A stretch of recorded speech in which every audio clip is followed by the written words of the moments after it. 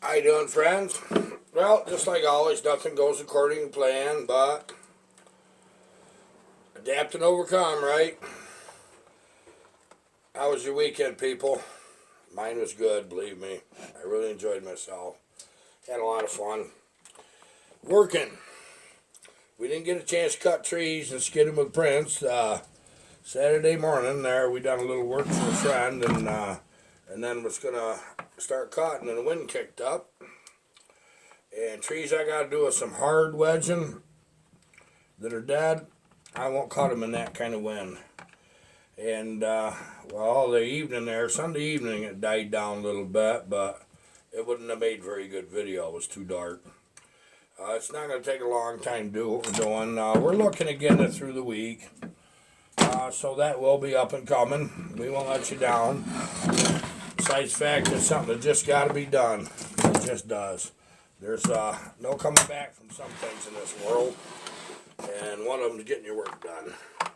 Plus, it's I ain't got to look at wood cut for the winter. We burn coal when it gets real cold, but we need some good wood right up till January. I always say you can depend on this time of year being nice weather. Our leaves are starting to turn. It is beautiful. When our leaves get full, we'll just drive down the road and I'll show you.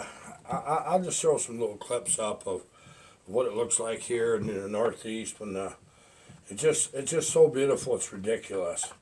I've been all over the country, and I've been in a lot of foreign countries.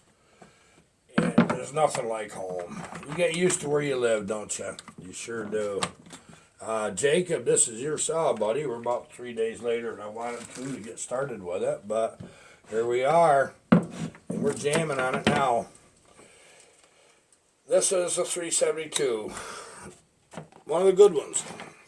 See a different color gas tank?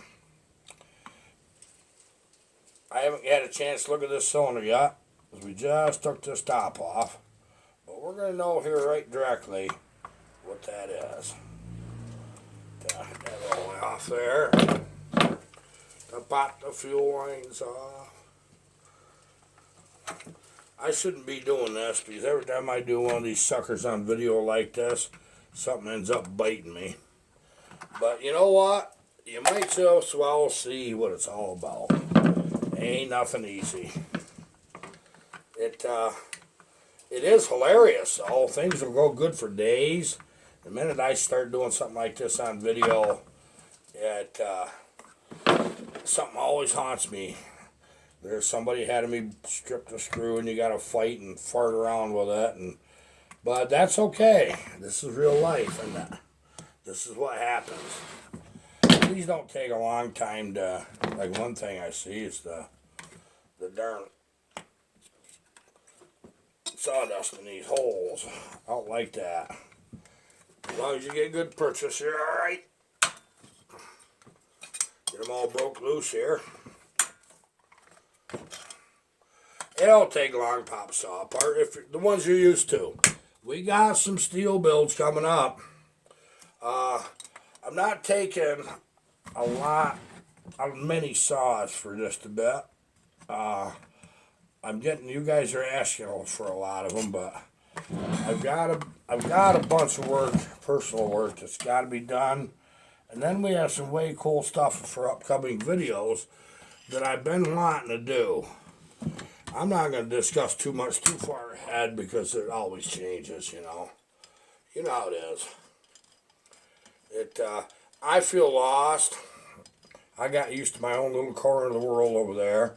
I got that place where it's 2 bays over that way is what it is. All tore apart. Now I'm going over there trying to find a part that I didn't know where it was because it's still got left there. I've got boxes and boxes of stuff scattered from where I was working all the way over to this side in our music room. I boxed everything, labeled the boxes, then I'm opening the boxes because somehow things end up when you're moving something. A lot of saw parts, you just don't know. A lot of them. So I got a little bit of a cluster. After we get them couple trees down, me and Prince decide which one of us is going to pull him out. Hopefully he doesn't, so I ain't gotta. I think he will. He's a good horse. Still haven't found a mate for him yet. We'll get one. We got timber to cut. We actually got a lot going on. Had a little news from our head guy there, Chris, in our band. I talked to him yesterday. He's out in Oregon. And apparently he's on his way home. We're going to start jamming again. I think what we ought to do, people, is there's a few of you that like them videos like that.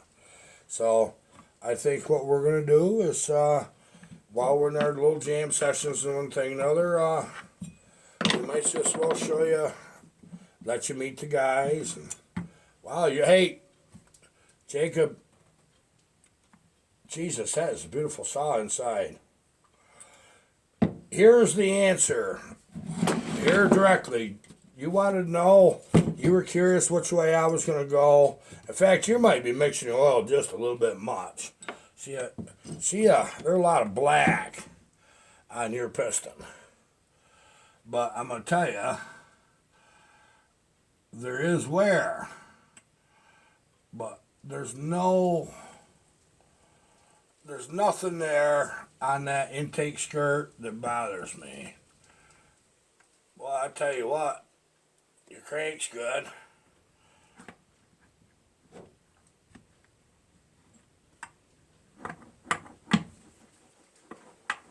Yeah, it sounds good. Okay, bottom end's great. Okay, you're in good shape with that. Now what I need to do is determine exactly how good. I'm going to set this in your way a minute, people. This is my time to work. You're just listening to me jibber jabber. What I'm doing is making a decision whether I want to run that cylinder or not.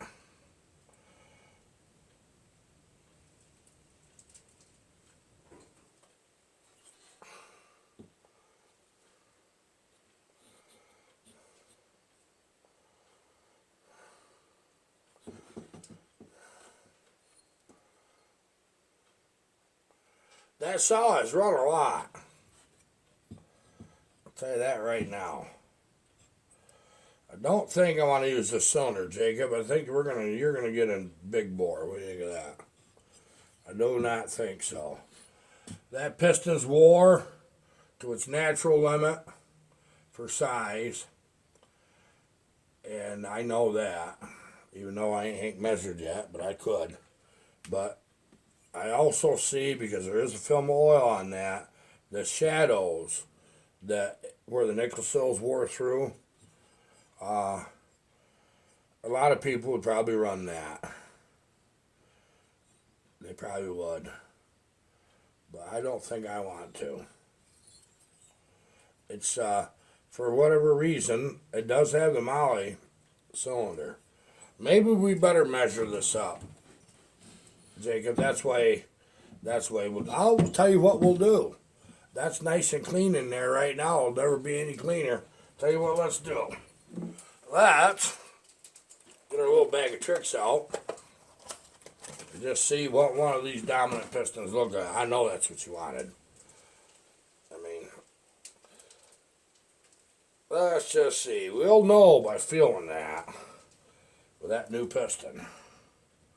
Make sure everything's clean.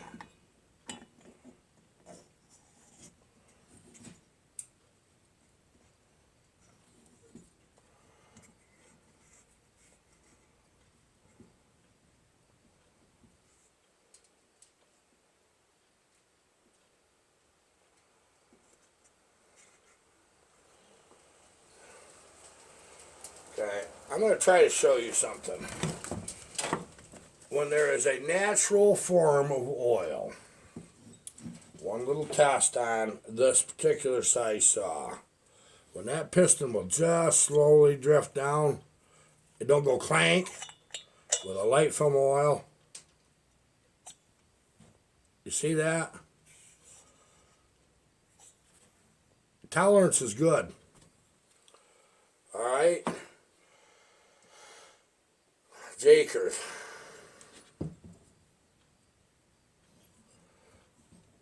Jacob, buddy, this is going to be your call. I mean, I see shading,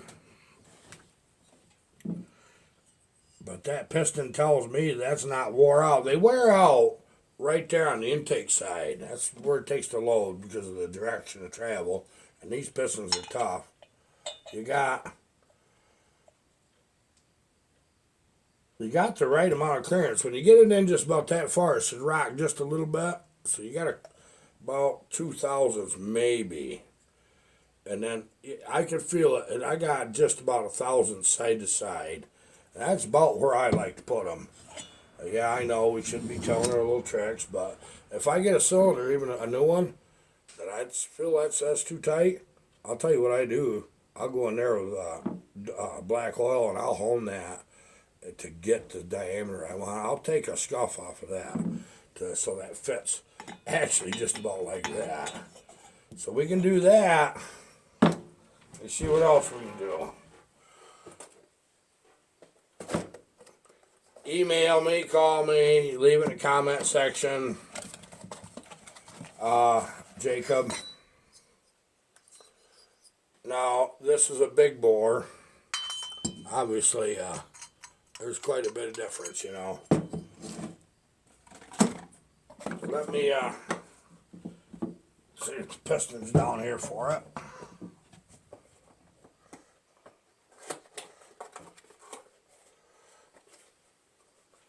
I think I stuffed the piston in another box. Maybe I'll find out where we put her.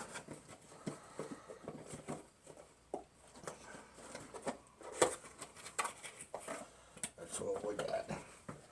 All right. Trying to keep like items together. Okay, there's no film of oil. Here's the difference, buddy. See, we'll still do a dome if we do a 2mm big bore.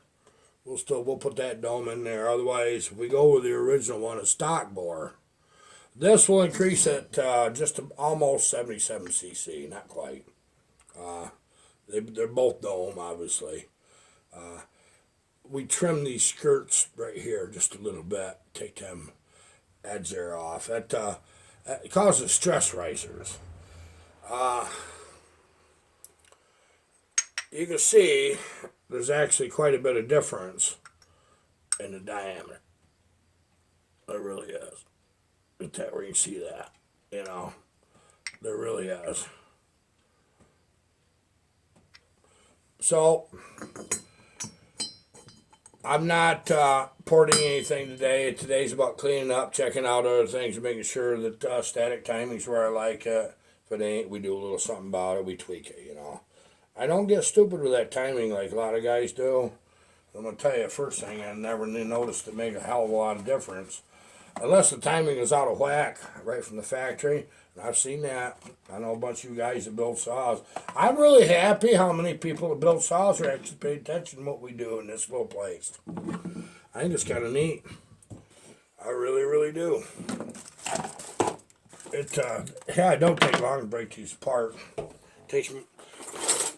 Get this little bag from Bucket Stock. We haven't built a darn saw or nothing since Bucket Stock. We've been busy, so I'm living out of my bag for a second. No matter what we do, we'll upgrade your boot, your intake boot, and we'll put one of the good intake holders onto it, you know. You guys already know which ones I like to use. They're these aluminum ones here. Yeah, they're made in China, believe it. And they have become a favorite. I want to show you a little something. That's some good stuff. I don't care where it's made. These saws have in the past been known to leak right where that carb joins because that's plastic. That's plastic. That's this piece. These don't leak. Alright, your boot actually looks good. It's nice and stiff, but I'll just put a new one on anyway. Well, that's good insurance, isn't it? Mikey Yo-Yo, how you doing, buddy? Bill Block. Ain't heard from you a couple days. You doing good? Oh, Marcy, you intrigue me, buddy. Marcy, I want to know what you're going to do next on saws. 'Cause you ain't the guy who just sit there and be happy with what you got. You're going to take and juice one of them up, ain't you? When you get a wild hair, I'm just curious about you because Marcy got some good saws, man. I'll tell you what, that Dolmar, that racing pipe on that. Yeah, you can build a faster saw on that. Should you? No. No. Of course, you can't drop too many trees. Well, I guess you could from one side, just not the other. You could drop trees, couldn't you? Yeah, you know you could. So you got that figured out. I wanted to try my wedge banger out this weekend. I think the wind's dying down. I'd have time to at least drop the trees and get that on video. And I want to try to get the trees done, get them pulled out with prints all in one day. Because I don't want that mess in the dang pasture where the horses are. I really, really don't.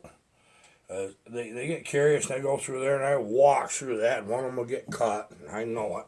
I've been through that before. The mules and donkeys, you don't got to worry about that. They're quite honestly like little cats. And you don't have trouble with them. But horses aren't quite as graceful. Leo, we got her. Leo's from the Netherlands. He said, Harvey, I want a saw. And you guys know that. We're going to get him a saw. I got a line on one. Let's just see. I'm negotiating. Let's just put it that way. It's a nice looking saw outside, but there's something about it concerns me. But sometimes it's better off buy one that's broke or something just a little bit or needs something than to assume you got a real good one. I don't know how many times people sent me saws and we think we got this running saw. You get in there and the friggin' crank ain't no good, or the bearings ain't no good. You just find that out fast. We run into that. Nothing you can do about it. There just is nothing you can do about it. I wanted to tell you a little family story. In fact, I got thinking of Mike Yo-Yo. That's why I even mentioned that. We had a bunch of Scots back in the 1800s moved into this area. And then the reason they did is up on top of the hills. When you reach the top of our hills, all it is a lot of smaller hills and valleys. And then you get a great big hill and then the hills and valleys. And it's really quite nice. It's beautiful. Well, so the Scots liked it. The climate was much like what they were used to, and anything they grew then growed here, the whole 9 yards. Well, let me tell you about Rafe McKay. Rafe McKay is my granddad's friend. He's Scottish, and his family had came over early, just like ours did. Our family came in here in the 1700s. And which is interesting. There's a lot of family stories. At some point I'll share, but this is about Rafe. Now, Rafe McKay, being a Scot, his dad was Rafe was born in Scotland, but his dad was known to be a fairly good-sized man, and he worked awful hard, and he also played a little hard, he drank a little. And he'd get to drinking. Well, a lot of times what he'd do is he'd pick about 2 days a month, and up top of the Milwaukee Road, that's Milwaukee Creek there. It's a narrow valley, for about 1.5 miles, 2 miles long, something like that. And it comes up to a head. There's springs that feed this creek. Well, he'd get up there, he'd play bagpipes. Well, he'd get to drinking, he'd play them bagpipes at night. And Grandpa said he remembered as a young lad with his dad that that you could always tell when Rafe McKay's dad was too drunk. Boy, he says, sound like somebody's trying to kill a goose with a fork. He says he got that bad. Well, anyway, this is really about Rafe, not his dad. Well, Rafe McKay owned the farm adjacent to my grandfather's farm, and they were both big farms. And so there was a few miles apart, you know. And Rafe McKay had daughters. You know, back then you had them, you know, close to each other. Grandpa had boys. And at some point there, them boys, a couple of them older boys got big enough where they was actually being a big help on the farm. That's kind of how the Amish do it now, you know. And, well, they passed in their wagons one day. And Grandpa got to teasing Rafe McKay, and he says, hey, Rafe, boy, I don't know how you're going to run a farm in your old age. He says, you ain't got no boys. All you got's girl. He says, boy, look at my fine, young, strapping lads. He says, boy, I got it made. He says, I don't know what you're going to do, Rafe. Now, my one uncle was in the wagon with him. He was my oldest uncle. And he said, I heard that whole story. And he was old. He knew. He says, Rafe looked at him. And he says, it's like this, Dar. He says, I'm looking at my wife. He says, my daughters are taking after my wife. And he says, she's a pretty woman. He said, I'm going to have them boys. Think about that. He was counting down the birds and the bees, wasn't he? Isn't that funny? Oh, I just love it. Jeez, we're ready to port. I'm not going to do it till start porting on this till tomorrow. A couple days, Jacob, we're going to run this and we'll get it shipped back out to you, buddy.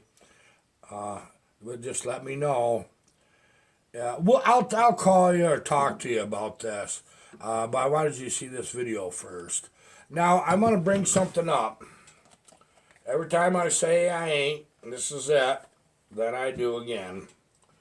Well, I end up with a really funny thing happen. People have asked me about building a 266 like I built for Bucking, right?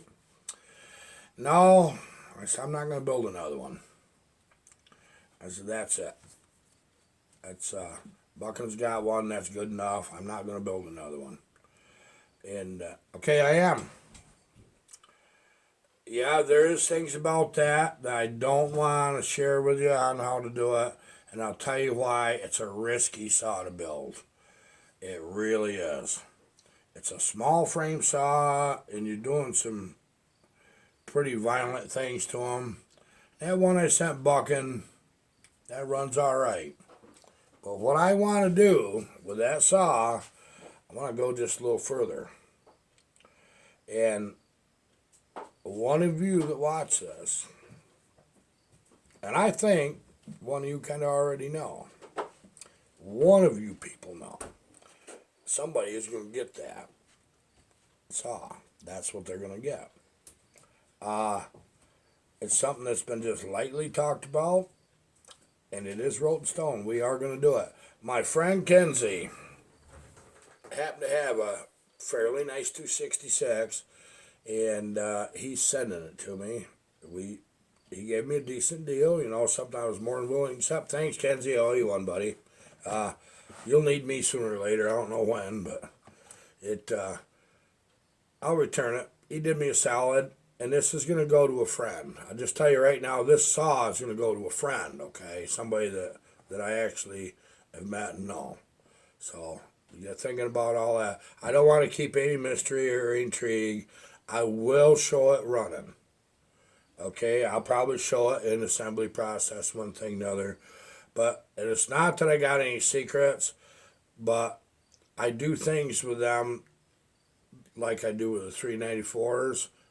Back when we used to compete with the 394, and they seem to work quite violently on them little suckers because they're pretty much the same thing scaled down.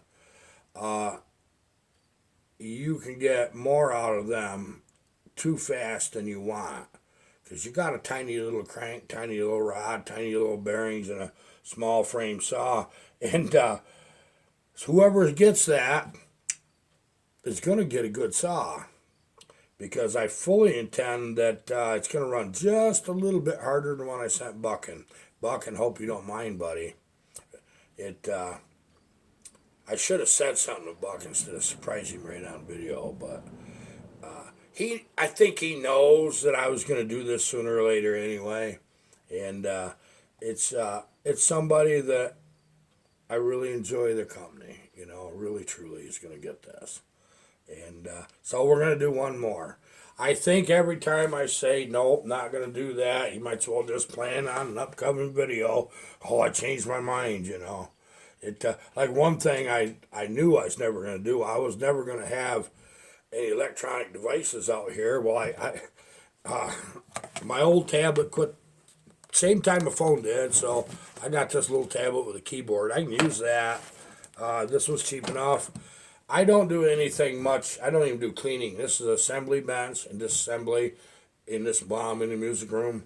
And I got me a June bug, and it's not even June. I'm not doing anything dirty in here. The equipment in here is very expensive. We have, over the years, kept upgrading until we got exactly what we want. We do, you know. And we use nothing but tube amps, and we actually have some fine guitars and one thing and another. I haven't, boy, that balance ball thing, I'm going to tell you guys, you need to get on that. I've been doing this for a bit. Holy cow. That makes a difference. The thing is, though, Thursday and Friday, I started amping it up, and I'm pretty damn sore. It wasn't just, hey, that's the good kind of pain. This was like, oh, no. I think boy, right down low. Man, all the way around your pelvic girdle. Holy cow, your upper arms. I mean, my God, you know, look at that forearm muscle, you know. I mean, what do you do with that, you know? I mean, this is a balance ball, pumps you right up. You know, and I haven't been doing much, you know, as far as hard labor, but I think I could bulk up on that damn old ball. And this morning, I got to admit, I tried to kick my butt again, but I've got where I can go about 2 minutes, 3 minutes balancing on it. But boy, the minute I move a hand, I splat. I just down I go. But it's coming. I feel it because a few days ago, I didn't dare lift my toes off the floor. You can do this. If you guys want something bad enough, I don't care what it is, you can make it happen. And it will. And I want to thank all of you for being here. I didn't put any videos up over the weekend because we really, really got kind of busy. I will, as soon as we get it the right day, me and Prince is pulling some trees, and we got to get that up. We still got dirt bike videos we got to get up and haven't even done that yet. But our room's coming along nice, so hopefully another 3 weeks or so we'll be in that. Okay, I'll talk to you soon, people.